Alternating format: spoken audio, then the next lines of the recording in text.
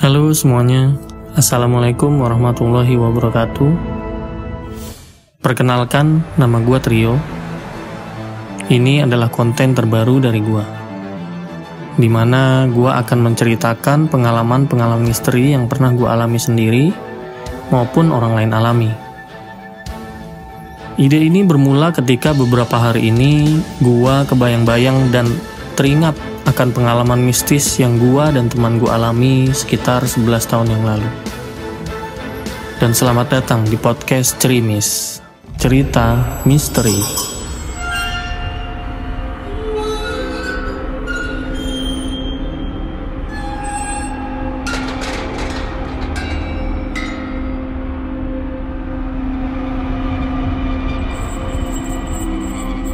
Ini cerita pengalaman mistis yang gue alami sendiri sekitar tahun 2009 silam. Waktu itu gue masih duduk di bangku SMA kelas 2. Jadi gue itu masih suka main sama teman-teman SMP gue dulu. Karena kebetulan mereka teman-teman ngeband gue dari SMP. Itu waktu gue SMP sekitar tahun 2005-an. Dan sampai sekarang udah kayak saudara sendiri. Gua anak bungsu dari 3 bersaudara. Kebetulan kita laki-laki semua. Kakak pertama gua saat itu bekerja di salah satu hotel bintang 5 di Yogyakarta. Sedangkan gua, kakak kedua gua, dan ayah ibu gua itu tinggal di salah satu kota di daerah Jawa Barat. Suatu ketika gua dan teman-teman ngeband zaman SMP dulu ini mau ngadain trip. Mau liburan ke daerah Jogja gitulah. Saat itu kenapa milih ke Jogja? Karena di sana ada kakak pertama gua yang kerja di sana. Jadi kita ajak sekalian pas libur buat jadi guide kita. Lagi pula kakak pertama gua ini udah hatam banget hafal daerah Jogja karena udah cukup lama tinggal di sana dari zaman kuliah. Dari dulu kakak pertama dan kakak kedua gua ini memang sangat akrab juga sama teman-teman SMP gua ini. Karena teman-teman SMP gua ini sering banget nginep di rumah gua. Dan kebetulan kedua kakak gua ini hobinya sama dengan mereka. Jadi sering main musik bareng, jadi kayak udah teman-teman mereka sendiri lah. Singkat cerita, berangkatlah kita ke Jogja ber9 orang. Cowoknya 6 orang, termasuk kakak kedua gua ikut juga, dan 3 orang cewek. Kita berangkat pakai mobil VW Kombi buatan Jerman punya bokap. Walau mobil tua, tapi udah teruji lah kalau masalah mesin boleh diadu. Karena mudik juga gua pakai mobil itu. Dan bagi kalian yang nggak tahu VW Kombi kayak apa, kalau ada yang tahu film Hantu Ambulan, nah itu mobilnya yang jadi ambulan. Mobil ini muatnya banyak banget, karena bangku tengah dan belakang itu panjang banget. Nah, waktu itu bangku tengahnya dicopot, dan bawahnya dikasih kasur Palembang jadi gantian. Nanti ada yang di bawah, ada yang di atas. Kalau yang mau tidur bisa di bawah. Karena perjalanan dari rumah gua ke Jogja sekitar 12 jam waktu normal. Dan kakak kedua gua yang nyetir, karena kita belum ada yang bisa nyetir waktu itu, jadi kakak gua sendiri yang bawa. Nggak ada yang gantiin. Kita berangkat ambil perjalanan malam sekitar jam 1 malam. Karena menghindari macet dan juga supaya mesin mobil lebih adem. Di tengah perjalanan kita nggak ngalamin kejadian yang aneh-aneh sampai akhirnya tiba di Jogja sekitar pukul 4 sore.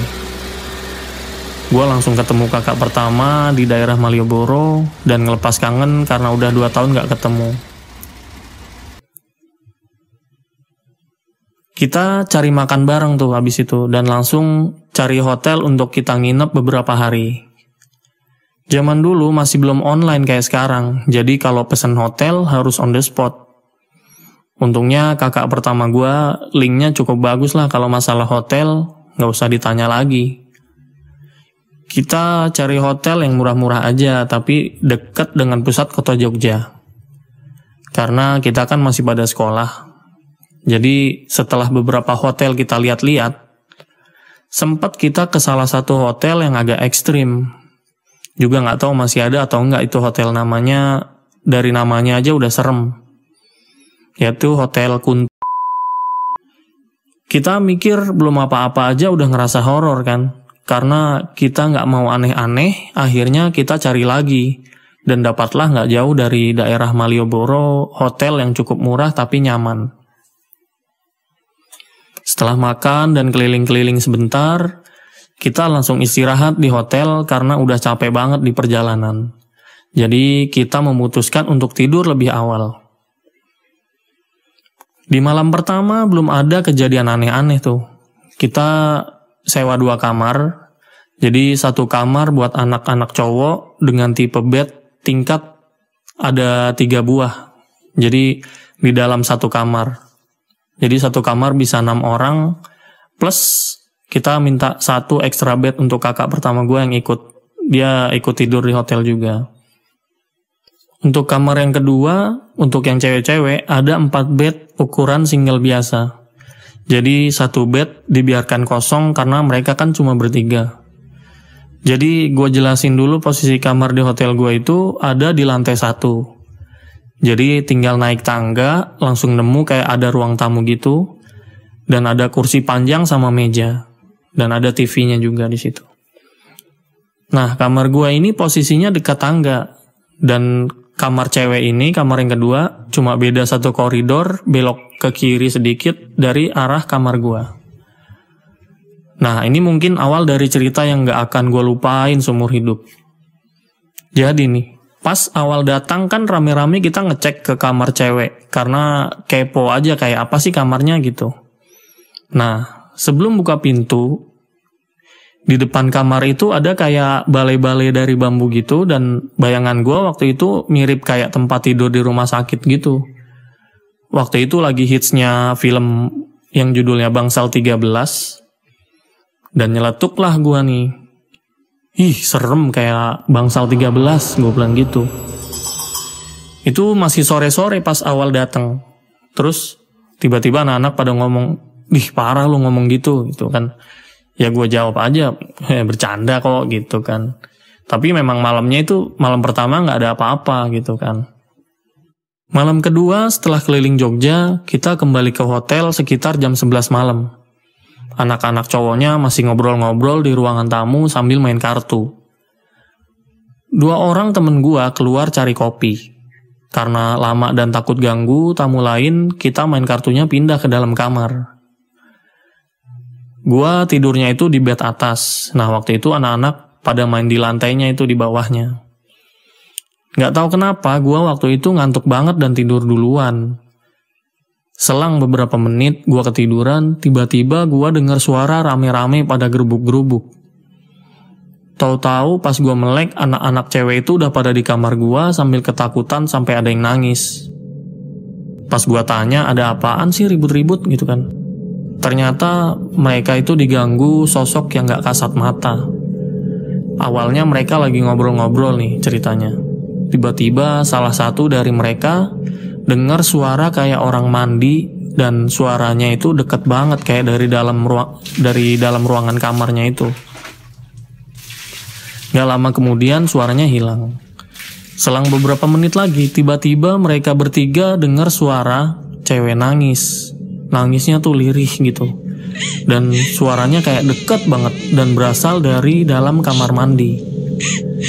Salah satu temen cewek gua, sebut namanya Yeni, dia agak peka sama hal yang berbau mistis. Dia memberanikan diri dan ngecek ke kamar mandi. Pas dia buka pintu kamar mandi, ini ceritanya dari Yeni nih. Dia ngeliat ada cewek pakai baju putih lusuh gitu kayak kotor, bekas kena tanah gitu, duduk jongkok sambil megang kedua dengkulnya dan sambil nangis lirih gitu. Sontak si Yeni ini lari duluan dan ninggalin 2 temen cewek gue yang lain.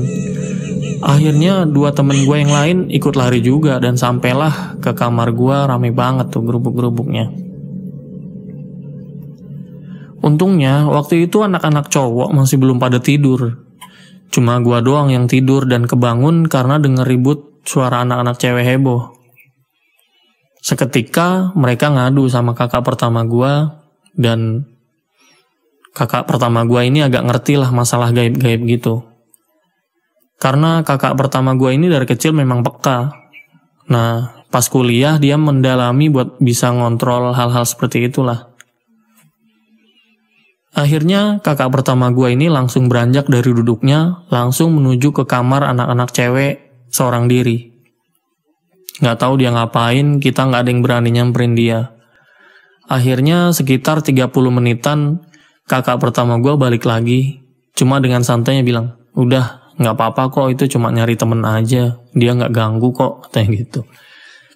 Ya, percaya nggak percaya, kakak pertama gue ini memang sering banget bersinggungan dengan hal-hal mistis di rumah. Di rumah gue sendiri ya. Mungkin lain waktu gue akan ceritain. Nah, akhirnya, entah kenapa perasaan yang mencekam tiba-tiba jadi rileks lagi. Dan itu kejadian sekitar jam 3 dini hari ya. Akhirnya kakak gue bilang, udah sana balik ke kamar, bilang ke anak-anak cewek. Gak apa-apa kok, udah gak ada, katanya gitu, udah aman. Akhirnya, walau dengan sedikit was-was, anak-anak cewek pada balik ke kamarnya. Walaupun gak bisa tidur, dan bisa tidur itu pas setelah azan subuh. Keesokan harinya, kita berencana meninggalkan Jogja. Tapi sebelumnya, kita berencana mampir ke Candi Borobudur dulu, karena itu kan destinasi utama kita.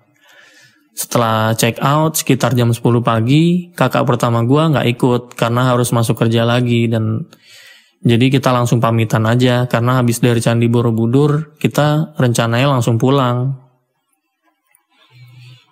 Akhirnya kita berangkat dari Borobudur sekitar jam 5 sore dan kita ada rencana mampir ke teman bokap di Semarang. Karena kakak kedua gue ini kan satu kantor dengan bokap. Jadi kenal lah dengan teman-teman bokap juga. Nah, beliau ini tahu kalau kita lagi jalan-jalan ke Jogja. Jadi disuruh mampir. Dan waktu itu kita kan gak enak kalau udah lagi di dekat situ gak mampir gitu, gak enak jadinya. Akhirnya sampailah tuh kita di Semarang sekitar jam 7 malam ya. Sampai sana kita udah disuguhin macem-macem makanan, semua ada. Memang baik banget keluarganya dan kita kayak udah saudara lah gitu. Nah, singkat cerita nih, setelah istirahat dan sholat segala macem, kita berencana melanjutkan perjalanan, karena memang perjalanan kita masih panjang banget kan. Pas mau pulang dan masuk ke mobil, tiba-tiba salah satu temen gua kaget dan bilang, "Astagfirullahaladzim," gitu teriak dia. Pada panik dong anak-anak, pas gua lihat temen gua ini mukanya pucat banget. Gua tanya kenapa, dia nggak jawab tuh dia. Nah, akhirnya kita lanjut jalan dan di jalan barulah temen gue ini cerita.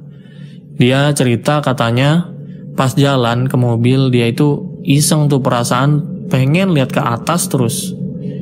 Bener aja pas dia lihat ke salah satu atap rumah, dia ngeliat kayak orang berdiri di atas genteng dan itu nggak terlalu jelas sih, tapi yang dia lihat itu katanya atasnya kayak ada semacam buntelan iketan gitu, kayak iketan, dan itu ternyata pocong.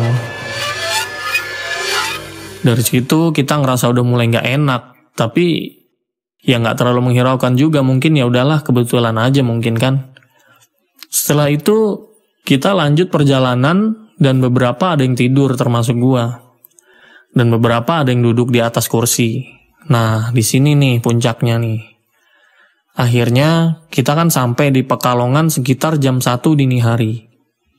Dan berhenti di sebuah pom bensin untuk isi bensin. Dan itu pom bensinnya agak aneh menurut gua. Suasananya itu benar-benar nggak enak pertama. Udah gitu benar-benar nggak ada orang satupun. Padahal kita kan udah berhenti beberapa menit nunggu ada yang nyamperin. Tapi nggak ada juga petugas yang datang. Akhirnya gua dan kakak gua turun dan beberapa temen gua turun juga.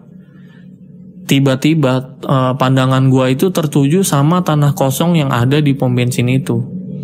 Seketika entah kenapa gua ngerasa pengen ngeliat ke sana terus, sampai bener-bener merinding gitu. Gue mikir ini pom bensin masih aktif nggak ya gitu. Sekilas masih aktif karena semua mesin dan beberapa lampunya itu masih nyala. Tapi di sisi lain bener-bener gelap gitu kan, yang lainnya. Karena nggak ada yang keluar, kita terpaksa tinggalin pom bensin itu dan cari pom bensin berikutnya. Posisi gue kembali tidur di bawah. Tiba-tiba setelah berjalan sekitar 15 menit, entah nggak tahu apa yang terjadi, itu gue masih bingung sampai sekarang. Keadaan gue setengah sadar. Tanpa diduga gue mukul-mukul lantai mobil kenceng banget pakai tangan. Ngegenggam gitu, gue mukulin lantai mobil, jeduk gitu. Sampai beberapa kali temen gue panik dong lihat gue kayak gitu. Gue ngerasa anggota tubuh gue ada yang ngegerakin gitu. Akhirnya spontan dong temen gue yang ada di atas kursi gue langsung nyergap gue. Kepala gue ditekan ke bawah sampai nyentuh lantai mobil. Tiba-tiba gue sadar dan teriak, udah woi, gue udah sadar nih, gue bilang gitu kan. Tapi temen gue masih nggak percaya dan masih megangin gue sampai akhirnya kita nemuin pom bensin lagi dan ada musola tuh di situnya. Kita keluar mobil semua dan percaya nggak percaya posisi di dalam mobil itu kayak panasnya tuh beda banget gitu. Temen gue yang cewek yang kemarin bisa lihat itu si Yeni ini nyeletuklah dia nih. Dia bilang gini, sebenarnya aku lihat katanya. Dia yang kemarin di hotel itu ikut kita dan dia duduk di tumpukan salak itu di pojokan. Cuma aku nggak berani ngomong karena dia melototin aku terus, katanya ngomong gitu. Gimana nggak merinding dong anak-anak langsung. Pantesan dia diem aja dari sepanjang perjalanan. Nah kemudian salah satu temen gua masukin tangan antara dalam dan luar mobil. Bener-bener beda banget suasananya. Kakak gua langsung inisiatif untuk nyuruh kita sholat 2 rakaat.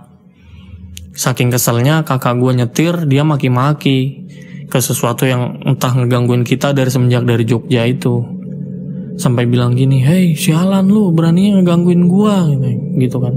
Gue bilangin lu sama kakak gue, katanya biar lu dibakar, katanya ngomong gitu. Saking keselnya dia, karena kan emang dia bener capek banget nyetir sendiri gitu kan. Malah digangguin sama hal-hal yang kayak gitu. Bener, kakak kedua gue nelpon kakak gue yang pertama, dan alhamdulillahnya diangkat. Dan kakak gue yang pertama bilang mau bantu doa dari jarak jauh katanya. Kita ke musola, ambil wudhu, terus sholat 2 rakaat. Habis itu ada buku doa-doa di musola, kita baca-baca, ada ayat kursi segala macem.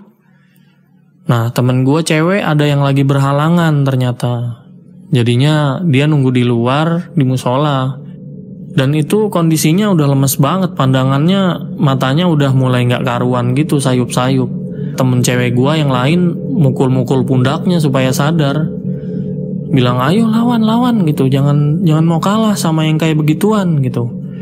Dan alhamdulillahnya aman, gak sampai ketempelan juga gitu kan. Kita udah agak tenang, perasaan jadi lebih enteng tuh. Terutama gue yang awalnya ngerasa kayak pundak gue berat banget, sekarang lebih enakan. Saking paniknya buku-buku kecil bacaan doa-doa itu yang di musola itu kita bawa semua buat baca-baca di mobil. Kita lanjutin perjalanan dan kakak kedua gue ini terus mandu anak-anak sambil bilang, ayo dibaca terus, jangan sampai kalah gitu. Jadi kita sepanjang jalan baca-baca doa dan ngaji kenceng banget tuh. Entah perasaan aja atau gimana, tapi kakak gua bilang itu dia bawa mobil kayak ngerasa terbang, jalannya kayak melayang gitu. Tapi anak-anak juga pada ngerasa hal yang sama sih gitu. Terus setelah beberapa jam jalan, suasana bener-bener normal lagi tuh. Lebih tenang dan udah gak ngerasa aneh-aneh lagi. Sekitar jam 5.30 tuh, sekitar 5:30 pagi itu ya. Kita udah keluar dari tol Cirebon dan alhamdulillah udah ketemu pagi. Dan yang kasihan kakak gua ngerasa benar-benar lelah dan gak enak juga badannya tuh. Setelah bayar tol, kita melipir ke pinggir untuk istirahat sebentar. Kakak gua minta izin tidur dulu sebentar buat pulihin stamina.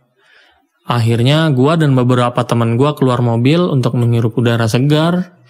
Yang pemandangannya tuh alhamdulillah bagus banget, ya Allah subhanallah. Pemandangannya tuh langsung Gunung Ciremai gitu ya. Temen gue sampai ada yang naik di atas atap mobil buat duduk di atasnya.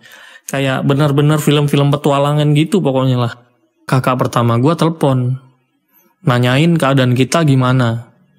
Dan dia akhirnya ceritain tuh, ternyata apa yang dia omongin sama persis sama yang temen gue omongin si Yeni itu.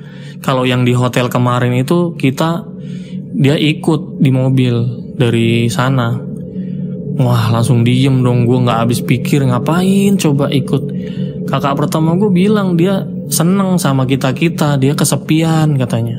Udah gitu temen gue yang cewek kan ada yang lagi berhalangan juga gitu, jadi dia makin seneng. Ya, itu dia pengalaman mistis gua di perjalanan saat liburan ke Jogja. Masih banyak cerita lainnya yang akan gua ceritain. Mungkin buat temen-temen yang mau dukung channel ini, bisa kirim ceritanya ke email gua atau dengan cara di DM gua ya di Instagram.